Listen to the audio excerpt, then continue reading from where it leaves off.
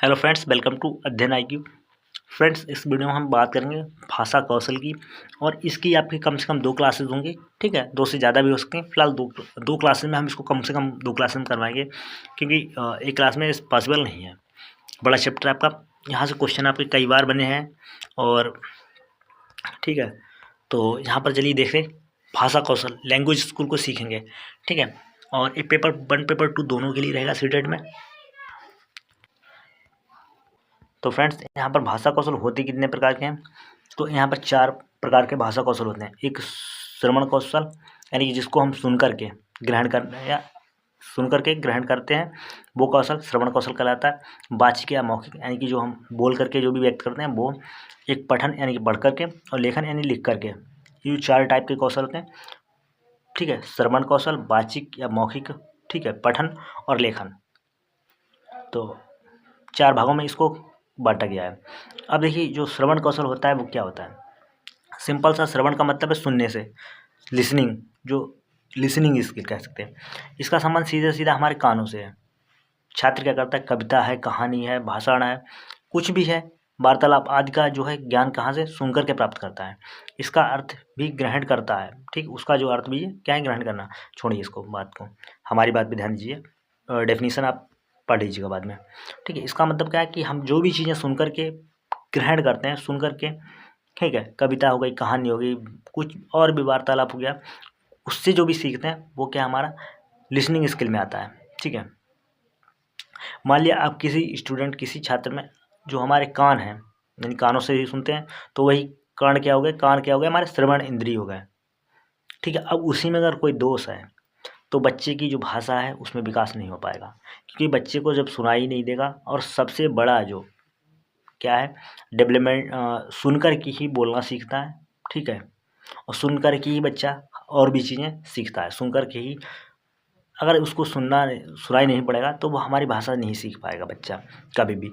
तो सबसे बड़ी जो है, अगर श्रवण इंद्रियों में दोष हो गया तो वह ना भाषा वाचिक कौशल सीख पाएगा, और ना ही, ठीक है, और ना ही अपने जो बोल करके अपने मनोभावों को व्यक्त कर पाएगा। ठीक है, उसका भाषा ज्ञान एक तरह से शून्य के बराबर रहेगा। सब सिर्फ वो इशारों में समझ सकता है। ठीक है, जो क्योंकि जो सुनकर के सीखने वाली क्षमता है, अर्जित करने की क्षमता है, वो उसकी शून्य रहेगी। नेक्स्ट पॉइंट क्या है? बच्चा जन्मोपरांत ही सुनने लग जाता है। ये ध्वनियाँ उसके मन मस्तिष्क पर अंकित हो जाती हैं और बच्चे भाषा के ज्ञान का आधार बनती हैं। ठीक है, अच्छी प्रकार से सुनने के कारण ही बालक में ध्वनियों के सूक्ष्म अंतर समझ पाते हैं। श्रवण कौशल ही अन्य भाषाई कौशलों को विकसित करने का प्रमुख आधार बनता है। जैसे कि मैंने स्टार्टिंग में ही बोला कि जो बेस पॉइंट है सुनना, ठीक है, तो सबसे बेस पॉइंट यही रहता है कि अगर आपको सुनाई नहीं देगा, बच्चे को सुनाई नहीं देगा, उसमें और भी स्किल्स डेवलपमेंट नहीं हो पाएगा। ठीक है, और भी देखिए, जिस इसमें ध्वनियों का सूक्ष्म अंतर पहचानने की क्षमता विकसित होती है। ठीक है, अध्ययन की आधारशिला भी इसको कहा जाता है। ठीक है, इससे वाचन कौशल का भी विकास होता है। भाई सुनाई नहीं देगा तो बोल लेगा कैसे बच्चा? ये भी चीज़ें, इससे लेखन कौशल के विकास में भी सहायता मिलती है। ठीक है, ये चीज़ें भी यहाँ पर हैं। अब इसके उद्देश्य क्या है? शिक्षण के क्या उद्देश्य हैं? तो शिक्षण का उद्देश्य क्या है? सबसे वही बात है कि बच्चा है उसको अच्छे से भली भांति सुन कर के ग्रहण करने की योग्यता का विकास करना। ठीक है, इसी पहला उद्देश्य का। दूसरा कि छात्र में भाषा व साहित्य के प्रति रुचि पैदा करेगी। भाई जब वो साहित्य पढ़ेगा और भी चीज़ें भाषा पढ़ सुनेगा तो उनके प्रति उसकी इंटरेस्ट बढ़ेगी। छात्रों को साहित्य गतिविधियों में भाग लेने व सुनने के लिए प्रेरित करना। ठीक है, श्रुत सामग्री का सारांश ग्रहण करने की योग्यता विकसित करना। ये सब क्या है? शिक्षण के उद्देश्य हैं। किसके? श्रवण कौशल के। देखिए, इसी तरह से वर्ड आते हैं, इसलिए मैंने यहाँ पर श्रवण कौशल ही लिखा है। आपके एग्जाम में भी यही पूछा जाएगा। और हिंदी के एग्जाम में आपका कोई ट्रांसलेशन नहीं होता है, तो हिंदी के शब्दों को आपको सीखना पड़ेगा। इंग्लिश वाले में भी हिंदी, इंग्लिश के जैसे इंग्लिश वाले में इंग्लिश आपको, ठीक है, पेडागोजी देखने को मिलेगी, हिंदी वाले में हिंदी की मिलेगी। ऐसा नहीं कि मैं साइंस वाला आपको एक तरफ हिंदी में लिखा मिलेगा, एक तरफ अंग्रेजी में। यहाँ पर ऐसा नहीं मिलेगा। लैंग्वेज को आपको, जो लैंग्वेज आपकी है उसी लैंग्वेज में आपको सीखना होगा। तो वर्ड को आप उसी तरह से ध्यान में रखें, कौन सा वर्ड कहाँ पे यूज़ हो रहा है। धैर्यपूर्वक सुनना, सुनने के शिष्टाचार का पालन करना, ये भी एक पॉइंट है। ग्रहणशीलता की मना स्थिति बनाए रखना, शब्दों, मुहावरों व उक्तियों का प्रसंगानुकूल अर्थ और भाव को समझना। ठीक है, किसी भी श्रुत सामग्री को मनोयोग पूर्वक सुनने की प्रेरणा प्रदान करना। श्रुत सामग्री के विषय में महत्वपूर्ण और मर्मस्पर्शी विचारों, यानी कोई सामग्री है उसके महत्वपूर्ण विषय को सुनना, उसके विचारों, भावों, तथ्यों की जो चयन करता है कि यहाँ पर क्या इम्पोर्टेंट, उसकी क्षमता का विकास होना, छात्रों में मौलिकता की वृद्धि होती है, मौलिकता का विकास होता है। ये चीज़ें यहाँ पर देखने को मिलती हैं। छात्रों का मानसिक और बौद्धिक विकास भी सुनने से होता है। ठीक है, इसके अलावा जो हमारे स्वराघात बलाघात यानी जो हमारे बोलने की चीज़ें हैं ना, स्वर है, व्यंजन है, इनका उतार चढ़ाव, जो भी भाषा है, वाणी है, उसमें भी इसका डेवलपमेंट होता है। भावानुभूत कर सकना या भाव अभिव्यक्ति को ढंग से समझना। ठीक है, अपने विचारों को दूसरों के सामने प्रकट करना, उनका मूल्यांकन करना, ये चीज़ें भी क्या है, अपने भावों को उनकी अनुभूति करना, ये सब क्या है, हमें लिसनिंग स्किल यानी कि जो श्रवण कौशल है उससे ही ये सब मिलता है। ठीक है, तो ये डेफिनेशंस हो गई साथ में। नेक्स्ट पढ़ेंगे। अब यहाँ पर कुछ विधियाँ हैं शिक्षण की विधियाँ, काहे की श्रवण कौशल की। ठीक है, इसीलिए ये चैप्टर आपका लंबा हो जाएगा थोड़ा। अब यहाँ पर शास्वर वाचन है कि शास्वर वाचन का मतलब है कि कक्षा में जैसे कोई छात्र है, किसी शिक्षक या फिर दूसरे कोई कक्षा है, मान लिया उसमें कोई बच्चा है, तो वो या तो अपने शिक्षक को सुने या फिर कोई और बच्चा वहाँ पर बोल रहा है उसको अच्छे से सुने, उसका अनुकरण करे, ये शास्वर वाचन है। ठीक है, उसके अलावा प्रश्नोत्तर भी दिया है। तो इसका देखिए, इसका अगर हम इसके वर्ड की बात करें, सा स्वर मतलब, सा का मतलब, ठीक है, साथ में, स्वर का मतलब कह सकते हैं जो बोलना। तो इसका सिंपल सा वैसे मतलब हो जाएगा बोल करके। ठीक है, बोल कर पढ़ना। जैसे यहाँ पर जैसे कोई आप टॉपिक पढ़ रहे हैं, वो बोल बोल करके पढ़ रहे हैं। ठीक है, तो इसका जो वाचन है वो ही सस्वर वाचन कहलाता है, बोल बोल करके पढ़ना। तो उससे क्या होता है कि जो स्वर हैं, व्यंजन हैं, यति है, गति है, आरोह अवरोह, मतलब भाषा आवाज़ में उतार चढ़ाव, ये चीज़ें क्या है, जब सास आप बोल करके पढ़ेंगे तो ये चीज़ें क्लियर होंगी। ठीक है, प्रश्नोत्तर विधि, तो इसमें क्या, कक्षा का शिक्षण के दौरान अध्यापक जो उसने कुछ पढ़ाया, जो भी विषय पढ़ाया, ठीक है, जो विषय पढ़ाया उस पर क्या किया, उस टॉपिक पर कुछ प्रश्न पूछना और बच्चे उसका आंसर करते हैं, ये एक शिक्षण की अच्छी विधि मानी जाती है। ठीक है, तो यहाँ पर छात्रों का मूल्यांकन भी हो जाता है उससे, ये भी है। ठीक है, इसकी डेफिनेशन आप लोग पढ़ लीजिएगा, मैं आपको अपने हिसाब से आपकी भाषा में समझा रहा हूँ। ठीक, उसके बाद कहानी कहना या बस सुनना, एक ये भी विधि है। अब शिक्षक मान लिया कक्षा में क्या है, कहानी सुनाए, ठीक है, उसी कहानी को बाद में बच्चों से सुने, तो उससे क्या होता है कि पता लगता है कि बच्चा क्या ध्यानपूर्वक कक्षा में उसका ध्यान था कि नहीं था, और उसका मन लग रहा था कक्षा में या नहीं लग रहा। तो इस चीज़ें भी आपकी इसमें आ जाती हैं श्रवण कौशल में। नेक्स्ट पॉइंट क्या है, नेक्स्ट है कि श्रुतिलेख। श्रुतिलेख का मतलब है कि सुनकर लिखना। ठीक है, इसका सिंपल सा मतलब है श्रुतिलेख का सुन करके लिखना, यानी सुन करके लिखना है। जैसे शिक्षक क्या, अध्यापक क्या कक्षा में बोल रहा है, ठीक है, और बच्चों को बोल दिया इसको इमला लिखना, बोल करके क्या बोलते हैं, इमला।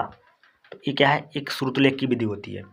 शिक्षक बोल रहा है, बच्चे उसको साथ साथ लिख रहे हैं, उससे उनकी लिखने की भी और सुनने की दोनों स्किल डेवलप होंगी। इसके अलावा बच्चे का ध्यान भी केंद्रित रहेगा शिक्षक और अपने पाठ्यक्रम पर, जो भी पढ़ रहा है उस पर। तो एक यहाँ पर भी एक अच्छा मेथड है। नेक्स्ट पॉइंट है भाषण विधि। भाषण विधि ये छोटी क्लासेस के लिए फ़िलहाल तो नहीं होता है, बड़ी बड़ी क्लासेस के लिए होता है। ठीक है, इसमें स्पीच दी जाती है, ठीक है, उसके बाद उसको ध्यान से सुनना होता है भाषण विधि में, बाकी उसके बाद उसको एनालाइज करना होता है बच्चों के द्वारा। ठीक है, भाषण सुनने के बाद क्या होता है, बच्चों को प्रश्न वगैरह पूछे जाते हैं। तो ये देखिए, भाषण समाप्ति के उपरांत उससे प्रश्न पूछे जाएंगे, प्रश्नों के उत्तरों से यह पता लग जाता है कि छात्रों ने भाषण को ध्यान से सुना अथवा नहीं। ठीक है, अब यहाँ पर आते हैं और भी चीज़ें श्रवण कौशल के शिक्षण है। तो दृश्य श्रवण सहायक सामग्री, अब यहाँ पर कौन कौन सी सामग्री सहायक होती है, ये भी क्वेश्चन में आ जाता है, तो इसको भी ध्यान रखिएगा। ग्रामोफोन या टेप रिकॉर्डर या फिर ग्रामोफोन, तो ये आपको पता होना सामान्यतः क्या है, मनोरंजन के साधन के रूप में प्रयुक्त होते हैं, लेकिन श्रवण कौशल को विकसित करने के लिए टेप रिकॉर्डर का प्रयोग रोचक साधन के रूप में किया जा सकता है ज़्यादातर। ठीक है, इसमें टेप रिकॉर्डर पहले के समय में चलते थे, आज के नहीं। ठीक है, उसमें आवाज़ें होती थी, कुछ भी गाने वगैरह जो भी होता था, तो उसको रिकॉर्ड करके सुना जाता था। ये भी एक कहीं ना कहीं श्रवण सहायक सामग्री है। और इसके अलावा इसके साथ टेप रिकॉर्डर से कहानी, कविता, ठीक है, महापुरुषों के भाषण है, आदि चीज़ें बच्चों को सुना करके उनमें श्रवण स्किल डेवलपमेंट यानी लिसनिंग जो स्किल है वो डेवलपमेंट की जा सकती है। ठीक, उसके अलावा रेडियो हो गया, आपका सिनेमा है, इन चीज़ों से भी हमारी जो लिसनिंग स्किल डेवलपमेंट हो जाती है। इस समय आप ज़्यादातर वीडियो देख करके ही पढ़ते हो, ऑनलाइन पढ़ते हो, तो ये सब क्या है, ये सब आपका इसमें आ जाता है। ठीक, कंप्यूटर है, वीडियो है, मौखिक अभिव्यक्ति कौशल करना। ठीक है, मौखिक अभिव्यक्ति का महत्व क्या है, अब ये देख लीजिए। ठीक है,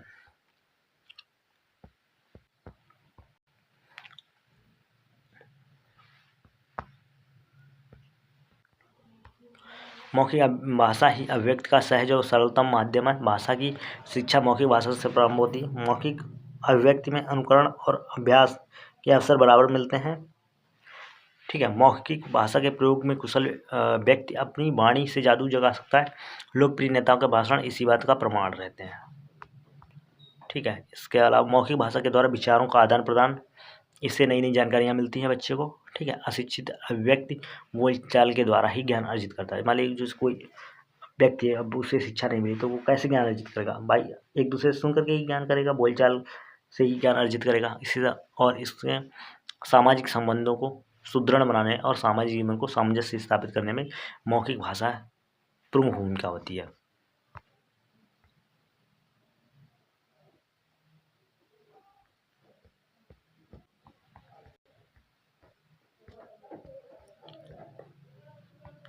ठीक है, तो यहाँ पर इसके आगे जी यहाँ पर उससे पहले लिसनिंग था, फिर हमने मौखिक भी देखा। मौखिक को चलिए थोड़ा सा यहाँ पर इस चीज़ को छूट गया था, मौखिक अभिव्यक्ति कौशल। तो इस हेडिंग को देख लेते हैं एक बार। मानव प्रधानता अपनी अनुभूतियों तथा मनोवेगों के अभिव्यक्ति मौखिक भाषा में ही करता है। लिखित भाषा तो गौड़ और उसकी प्रतिनिधित्व मात्र है, क्योंकि भावों की अभिव्यक्ति का साधन साधारणतः उच्चरित भाषा होती है। यानी कि इससे पहले हमने लिसनिंग पर बात की थी, उसके बाद हमने थोड़ी सी बात की मौखिक पर। मौखिक का मतलब होगा सीधी बात है, यहाँ पर देखिए मौखिक जब होगी जब आपको जो लिसनिंग स्किल है, ठीक है, मौखिक जब भी संभव है जब आपकी लिसनिंग स्किल अच्छी है, मतलब लिसन यानी कि आप कान से सुन पाएंगे तभी आपकी मौखिक अभिव्यक्ति यानी मौखिक कौशल होगा, अदरवाइज आपका मौखिक कौशल नहीं होगा। यानी कि मुँह से बोलना वही मौखिक कौशल है आपका। ठीक है, तो इसी के साथ हमारी आज की क्लास यहाँ पर समाप्त होती है। वीडियो अच्छी लगे तो लाइक शेयर करके चैनल को जरूर सब्सक्राइब करना। मिलते हैं नेक्स्ट वीडियो में, तो friends thanks for watching this video.